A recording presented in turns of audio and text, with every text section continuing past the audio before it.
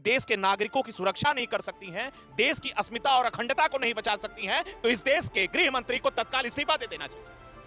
यह बर्दाश्त नहीं किया जाएगा, बिल्कुल बर्दाश्त नहीं किया जाएगा। आप देश में सैनिकों की भर्ती रोके हो, आप कॉन्ट्रैक्ट बेसिस पे सैनिकों को भर्ती करके मनोबल तोड़ते हो। यह देश की अस्मिता के साथ आज हमारे बीच से जो लोग गए हैं वो हमारे भाई हैं, हमारे परिवार का हिस्सा है। इस चीज को हरगिज बर्दाश्त नहीं किया है। किसी को तो इसकी जिम्मेदारी लेनी पड़ेगी, सरकार को इसकी जिम्मेदारी लेनी पड़ेगी। और माननीय गृह मंत्री जी और प्रधानमंत्री जी, आज देश आपके साथ पूरा संपूर्ण राष्ट्र खड़ा है। आप आगे आइए और ईंट से ईंट बजा के इजराइल और बड़े बड़े देशों पे जैसे, तो वो सबसे सेंसिटिव पार्ट है। क्या 2000 लोगों की सुरक्षा की कोई इंतजाम, कोई व्यवस्था नहीं थी?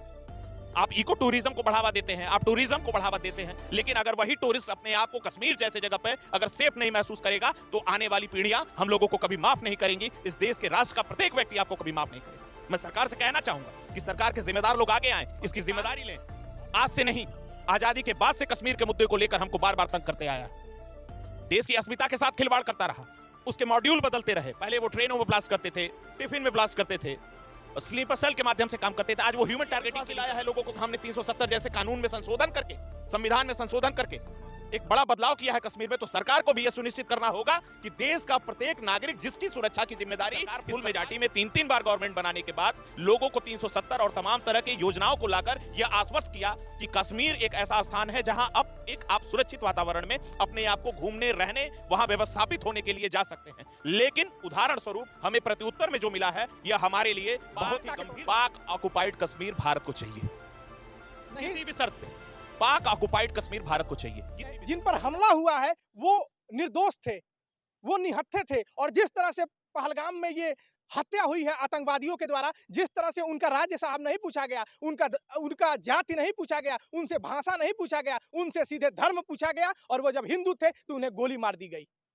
और ये कहा गया जो बचे जिन्हें आतंकवादियों ने छोड़ा, उनको ये कहा कि जाकर मोदी से बता देना ये घटना। जिस तरह से ये घटना घटी है, चौक चौराहे पर ये चर्चा चल रही है कि सरकार ये कहती थी कि नोटबंदी हमने किया तो आतंकवादियों की हमने कमर तोड़ दी। सरकार ये कहती थी कि 370 हमने वहां से हटाया तो वहां आतंकवादियों की हमने कमर तोड़ दिया। चौक चौराहे पर बस एक चर्चा चल रही है कि जो 27-28 लोग मारे गए हैं, निहत्थे मारे गए थे, जो घूमने गए थे वहां पर, उनकी सच्ची श्रद्धांजलि तब होगी जब आप पाकिस्तान को खत्म करिए। 26 के जगह आप 76 मारिए। चारों तरफ बस यही चर्चा चल रही है, आक्रोश है। कल जब ये घटना आई, जिनके हाथ में अगर भोजन की थाली थी उन्होंने भोजन की थाली रख दी, आंखों में आंसू थे। चारों तरफ बस यही चर्चा चल रही है कि भारत सरकार कब ये बदला लेगी। तो हमारे साथ बातचीत करने के लिए शिवेंद्र पांडे जी हैं, तेज तरार अधिवक्ता हैं, समाजवादी पार्टी के नेता हैं, लेकिन भैया तर्क जोरदार तरीके से रखते हैं, पार्टी से उठ के अपनी बातें ऊपर कहते हैं, और जो भी राष्ट्रीय मुद्दे होते हैं, जनहित के मुद्दे होते हैं, ये अपने प्लेटफॉर्म पर जाके उसे उठाने का काम करते हैं। अगर ये अधिवक्ता है, सहयोग कर सके तो उसे सहयोग करने की कोशिश करते हैं। आज इन्हीं से जानेंगे कि जिस जम्मू कश्मीर के ये बारे में कहा जाता था कि 370 हटने के बाद सब कुछ ठीक हो गया है, वहां पहलगाम में इतनी बड़ी घटना कैसे घट गई, सुरक्षा पर हम बातचीत करेंगे। औपचारिकता के लिए मेरा नाम है शशि भूषण तिवारी और आप इस समय द शशि टाइम्स देख रहे हैं। शिवेंद्र जी, पहले तो आपका हमारे चैनल पे स्वागत है। बहुत बहुत धन्यवाद सभी को, आपके दर्शकों को क्या नमस्कार। कहना चाहेंगे? आपने भी बताया कि किस तरह से आपने जब वो घटना देखी तो आप पूरी तरह से आपके पास कोई शब्द नहीं थे कि मैं आकर बोलूं। आप ये भी कह रहे थे कि बहुत दुखद ये घटना थी, बहुत कुछ आपने बताया। आप कैमरे पर बताइए इस घटना को आप कैसे देखते हैं? देखिए, सबसे पहले तो ये जो घटना पहलगाम में घटी है, यह हमारे भारत राष्ट्र की अस्मिता, उसकी सोवर्जिनिटी पे, भारत राष्ट्र की अखंडता, उसकी इंटीग्रिटी पे और संपूर्ण भारत राष्ट्र पर यह प्रहार है। मैं किसी राजनीतिक बहस में नहीं जाना चाहता हूं। आज मन में बहुत पीड़ा है, शायद मैं नहीं कह सकता हूं। जिन लोगों के परिजन, जिन लोगों के परिवार का सदस्य कोई खोया है, शायद मैं वहां हो सकता था। मेरे मन में भी ऐसी चेतना थी कि मैं वैष्णो देवी जाता और वहां से गुलमर्ग जाता, पहलगाम जाता, डल झील घूमता, तमाम सारी ये मेरे मन में चेतना जगी थी रामनवमी पूजा के बाद। लेकिन अगर सरकार, हमारे देश की security agencies, intelligence committee, national security board, advisory board, NSA, अगर ये सारी संस्थाएं, मिनिस्ट्री ऑफ होम अफेयर्स, अगर ये सारी संस्थाएं इस समय केवल और केवल मात्र अगर कठपुतली बन गई हैं, अपने देश के नागरिकों की सुरक्षा नहीं कर सकती हैं, देश की अस्मिता और अखंडता को नहीं बचा सकती हैं, तो इस देश के गृह मंत्री को तत्काल इस्तीफा दे देना चाहिए। यह बर्दाश्त नहीं किया जाएगा, बिल्कुल बर्दाश्त नहीं किया जाएगा। आप देश में सैनिकों की भर्ती रोके हो, आप कॉन्ट्रैक्ट बेसिस पे सैनिकों को भर्ती करके मनोबल तोड़ते हो। यह देश की अस्मिता के साथ खिलवाड़ है। आज हमारे बीच से जो लोग गए हैं वो हमारे भाई हैं, हमारे परिवार का हिस्सा है। इस चीज को हरगिज बर्दाश्त नहीं किया गया। किसी को तो इसकी जिम्मेदारी लेनी पड़ेगी, सरकार को इसकी जिम्मेदारी लेनी पड़ेगी। और माननीय गृह मंत्री जी और प्रधानमंत्री जी, आज देश आपके साथ, पूरा संपूर्ण राष्ट्र खड़ा है। आप आगे आइए और ईंट से ईंट बजा के इजराइल और बड़े बड़े देशों के जैसे इस पीओके पे और उस पार की जो सीमा रेखा के पार जो ये आतंकी बैठे हुए हैं उनको नस्तोनाबूद करिए। पूरा देश आपके साथ खड़ा है। एक तरफ कहा जाता था कि हमने नोटबंदी किया, हमने आतंकवादियों की कमर तोड़ दी। एक तरफ ये कहा गया कि 370 हटाने के बाद कश्मीर में पहले जैसी मतलब शांति बहाली आ गई है, आतंकवादी खत्म हो गए हैं, टूरिस्ट खूब जबरदस्त तरीके से जा रहे हैं, पर्यटक खूब जबरदस्त तरीके से जा रहे हैं, लोग चौक चौराहे पर ये चर्चा कर रहे हैं। पहलगाम जहां पर ये हिंसा हुई है, आतंकवादियों ने पहले महिलाओं को अलग कर दिया, ऐसी सूचना आ रही है, फिर पुरुषों को अलग कर दिया, उनका धर्म पूछा, पैंट तक खुलवाए, वहां एक भी सुरक्षा के लोग नहीं थे। इस पे आप क्या कहेंगे? इस पार्क में जहां खड़ा होकर आपके चैनल के माध्यम से मैं ये बयान दे रहा हूं, इस पार्क में अभी वर्तमान में 50 से 100 लोग एकत्रित होंगे अगर सबको कंबाइंडली इकट्ठा किया जाए। लेकिन आप इस पार्क के इर्द गिर्द किसी भी एक पुलिस एडमिनिस्ट्रेशन की कोई सुरक्षा व्यवस्था देख लीजिए। कश्मीर जो हमारे भारत राष्ट्र का हृदय का टुकड़ा है, जो 1947 की आजादी के बाद जब से पाकिस्तान और इंडिया से कट के वो पाकिस्तान अस्तित्व में आया, तब से वो हमारा सबसे सेंसिटिव पार्ट है। अगर ह्यूमन बॉडी को देखा जाए, उसी तरह भारत राष्ट्र माता को देखा जाए तो वो सबसे सेंसिटिव पार्ट है। क्या 2000 लोगों की सुरक्षा की कोई इंतजाम, कोई व्यवस्था नहीं थी? आप इको टूरिज्म को बढ़ावा देते हैं, आप टूरिज्म को बढ़ावा देते हैं, लेकिन अगर वही टूरिस्ट अपने आप को कश्मीर जैसे जगह पे अगर सेफ नहीं महसूस करेगा तो आने वाली पीढ़ियां हम लोगों को कभी माफ नहीं करेंगी। इस देश के राष्ट्र का प्रत्येक व्यक्ति आपको कभी माफ नहीं करेगा। मैं सरकार से कहना चाहूंगा कि सरकार के जिम्मेदार लोग आगे आए, इसकी जिम्मेदारी लें और एक बड़ा सर्जिकल स्ट्राइक अगर आप कर सकते हैं तो करें। पूरा संपूर्ण राष्ट्र आपके साथ खड़ा है। पाकिस्तान आज से नहीं, आजादी के बाद से कश्मीर के मुद्दे को लेकर हमको बार बार तंग करते आया है, देश की अस्मिता के साथ खिलवाड़ करता रहा, उसके मॉड्यूल बदलते रहे। पहले वो ट्रेनों में ब्लास्ट करते थे, टिफिन में ब्लास्ट करते थे, स्लीपर सेल के माध्यम से काम करते थे, आज वो ह्यूमन टारगेटिंग किलिंग कर रहे हैं। क्या कश्मीर में अभी पुरानी घटनाएं नहीं घटी, जिसमें पुचका बेचने वाले के बिहार के लोगों को मार दिया, जिसमें रेहड़ी लगाने वाले लोगों को मारा?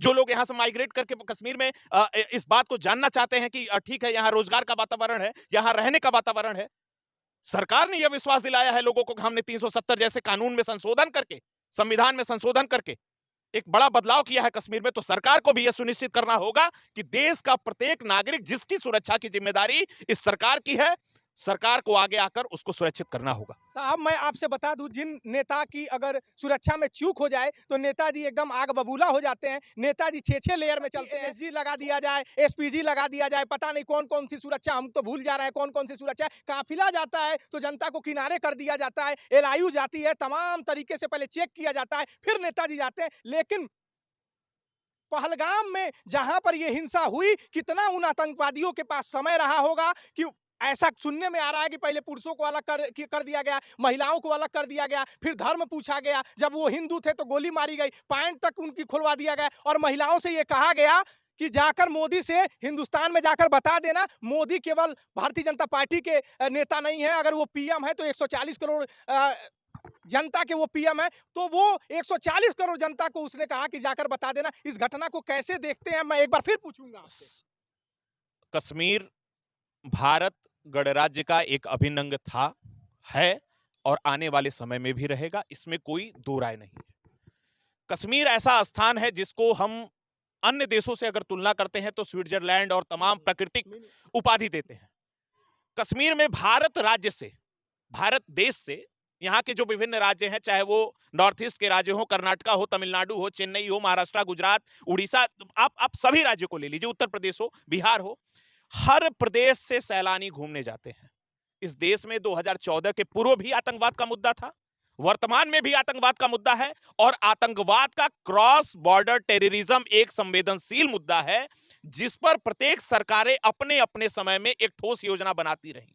भारतीय जनता पार्टी की सरकार फुल मेजॉरिटी में 3-3 बार गवर्नमेंट बनाने के बाद लोगों को 370 और तमाम तरह की योजनाओं को लाकर यह आश्वस्त किया कि कश्मीर एक ऐसा स्थान है जहां अब एक आप सुरक्षित वातावरण में अपने आप को घूमने रहने वहां व्यवस्थापित होने के लिए जा सकते हैं। लेकिन उदाहरण स्वरूप हमें प्रत्युत्तर में जो मिला है यह हमारे लिए बहुत ही गंभीर सवाल है और मैं पुनः इस बात को दोहराना चाहता हूं कि अपने यहां के प्रत्येक नागरिकों को, चाहे वो जिस भी धर्म का हो, जिस भी उसका हो, यह हमें नहीं देखना है वो हमारा नागरिक था, बस इतना ही हमारे लिए काफी है। वो हमारे भारत देश का नागरिक था, उसके ऊपर हमला हुआ है, इस देश के ऊपर हमला हुआ है, हमको कड़े से कड़े उत्तर देकर और उनको यह बताना चाहिए कि भारत देश कमजोर नहीं। शिवेंद्र जी, आपने भी बताया आपको भी जाना था, गर्मी में प्लान बना रहे थे, जे कोर्ट बंद होगा, बड़ी व्यस्तता वाला समय रहता है, हम भी कश्मीर जाना चाहते थे, आपने जैसा बताया। अब क्या सोच रहे हैं? मैं देखिए, हो सकता था मैं ही उस समय होता, हो सकता था। सवाल ये नहीं है, सवाल ये है कि हर आदमी चाहता है कि हम अपने देश के राज्यों को घूमें, समझें, जानें।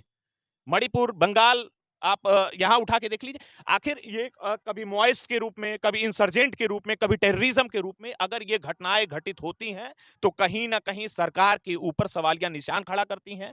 इसके लिए सरकार की जवाबदेही तय होनी चाहिए और मैं पुनः आपके कैमरे के माध्यम से यह निवेदन करता हूं कि इसको कोई राजनीतिक मुद्दे के तौर पर ना देखे। यह भारत देश की अस्मिता का सवाल है और भारत देश इसका कड़ा जवाब देगा। शिवेंद्र जी अपनी बात रख रहे थे, जोरदार तरीके से ये बोलते हैं और इन्होंने साफ शब्दों में कहा और कोई भी इस शब्द में कहेगा कि पार्टी लाइन से उठ के, तमाम ट्वीट भी नेताओं के आ रहे हैं, पार्टी लाइन से उठ के सरकार को एक कड़ा कदम लेना चाहिए। लेकिन मैं किससे पूछूं? उन मेन स्ट्रीम मीडिया से पूछूं जो ये बोलते थे कि कश्मीर में सब कुछ सही है? मैं उन नेताओं से पूछूं जो ये बोलते थे कि आप कहीं भी जाइए, घूमिए फिरिए, कोई दिक्कत नहीं है? मैं उन मोदी जी से पूछूं, वो बार बार ये बोलते थे कि नोटबंदी के बाद हमने आतंकवादियों की कमर तोड़ दी? मैं उनसे पूछूं जो ये बोलते थे कि 370 के बाद सब कुछ सामान्य हो गया है, आप कहीं भी घूम सकते हैं, जा सकते हैं? लेकिन सवाल ये है कि जहां पहलगाम में ये दुर्घटना हुई, वो कितनी सुनियोजित ढंग से शिवेंद्र जी थी कि वहां वो एकदम पहाड़ी पर बसा हुआ है, वहां ज्यादा हम कैजुअलिटी करेंगे, वो आतंकवादियों ने सोचा था और वहां कोई सुरक्षा नहीं पहुंच पाएगी। अगर सुरक्षा पहुंचेगी तो हेलीकॉप्टर से पहुंच पाएगी और वहां किसी भी तरह की सुरक्षा नहीं थी। लोग मैं चिल्लाने लगे। पुनः आपके माध्यम से आखिरी बार इस वक्तव्य को कह रहा हूं कि देश के गृह मंत्री, देश के प्रधानमंत्री इस बात को बहुत ही स्पष्ट रूप से समझें और जानें कि भारत देश का हर वो नागरिक इजराइल के तौर पर आपके साथ चलकर मारने को तैयार है। आप एक बार खुली छूट दे दो। दूसरा, ये इसको क्रिटिसिज्म ना समझें, यह सुझाव है। नहीं चाहिए भारत भारत भारत का हर वो नौजवान जिसके अंदर देश की सुरक्षा, देश की अस्मिता के लिए सेवा करने का जज्बा है, आप सेना में भर्ती करो। हमको नहीं चाहिए 5 स्टार रोड, नहीं चाहिए। आप सैनिक मजबूत करो, आप देश की सिक्योरिटी फोर्स को मजबूत करो, आप बॉर्डर को मजबूत करो। अगर हमारे देश की परिधि सुरक्षित है तो भारत का हर नागरिक सुरक्षित है। मैं आपसे निवेदन करता हूं, मैं इस पे किसी तरह की पॉलिटिकल बहस नहीं करना चाहता हूं। मैं पुनः कहता हूं इस देश की रक्षा मंत्री, गृह मंत्री और प्रधानमंत्री से कि आप कड़ी से कड़ी कार्रवाई कीजिए। एक सवाल और पूछेंगे, इसे संयोग मानिए, एक खबर खूब घूम रही है, आप अपने ढंग से उसका जवाब दीजिएगा। कहा जा रहा है कि जब अमेरिका के राष्ट्रपति ट्रंप आए थे तो एक बार दिल्ली जली थी और इस बार उपराष्ट्रपति आए हैं तो कश्मीर जलाने की कोशिश की गई है। देखिए, उरी का हमला, पठानकोट का हमला, अक्षरधाम मंदिर पे हमला, वो एयरबेस जो था, कंधार एयरबेस, कश्मीरी पंडितों का पलायन, या जितनी भी घटनाएं कालखंड में घटित हुई हैं, मैं ये नहीं कह रहा हूं केवल भाजपा में घटित हो, कांग्रेस के रिजिम में भी घटित हुई है। कांग्रेस और भाजपा ही शासन चलाए या थर्ड मोर्चे की सरकार रही हो। उस समय थर्ड मोर्चे की सरकार थी, भाजपा के 85 सांसद थे जिन्होंने समर्थन दिया था। तो मैं ये नहीं कह रहा हूं, मैं ये कह रहा हूं कि इस मुद्दे को अब वह समय आ गया है कि हम जड़ से समाप्त कर दें। क्या होना चाहिए शिवेंद्र जी, एक पा, नागरिक के तौर पे, पाक नेता के तौर पे? पाक ऑक्युपाइड कश्मीर भारत को चाहिए, नहीं, किसी भी शर्त पे। पाक ऑक्युपाइड कश्मीर भारत को चाहिए, किसी भी शर्त। यही आवाज सबकी है, पार्टी से हट के है, सब लोग चौक चौराहे पर बस एक आवाज आ रही है, हमें नहीं चाहिए देश की, दुनिया की हम 5वीं अर्थव्यवस्था बने। अगर अर्थव्यवस्था बिगड़ रही है तो बिगाड़िए साहब, लेकिन पाकिस्तान को और उन आतंकवादियों को सजा दीजिए, काम करिए। और जैसा कि शिवेंद्र जी ने कहा कि पीओके भी भारत में आना चाहिए। हमें नहीं चाहिए 5 ट्रिलियन की अर्थव्यवस्था, हमें नहीं चाहिए वो विश्वगुरु बनना। अगर विश्वगुरु बनना है तो अपने नागरिकों के लिए बनिए, क्योंकि साहब आप ही ने ढिढोरा पीटा था, आपकी मेन स्ट्रीम मीडिया ने ढिढोरा पीटा था कि जाइए कश्मीर में घूम के आइए, क्योंकि वहां पर्यटन शानदार ढंग से चल रहा है साहब। और जहां पहलगाम में ये हुआ शिवेंद्र जी, वहां एक सुरक्षा का गार्ड भी नहीं था कि वो व्यवस्थाओं को संभाले, एक फोन तक कर दे कि तुरंत हमारी आर्मी पहुंच। हेडलाइन मैनेजमेंट और कार्य पद्धति में अंतर होता है और शब्दों के खंडहर में भारत का नागरिक अपने आप को न्याय रहित नहीं पा सकता है। तो शब्दों के खंडहर से बाहर आइए और जो कार्रवाई करनी है कड़ी से कड़ी कार्रवाई। तो यही चौक चौराहों की आवाज है। सब लोग यही चाहते हैं कि बस कार्रवाई हो नहीं, दिखना भी चाहिए और पाकिस्तान को तोड़ के रख दीजिए, वो करारता रहे। क्योंकि जिस तरह से उन आतंकवादियों ने, उन हरामखोरों ने जिस तरह से निहत्थों पर वार किया है, जिस तरह से उन्हें धर्म पूछ-पूछ कर मारा गया है, उनको भी उसी तरह से जवाब हमारे देश की आर्मी देगी। उन्हें खुली छूट दीजिए और ये न्याय होता हुआ दिखना भी चाहिए।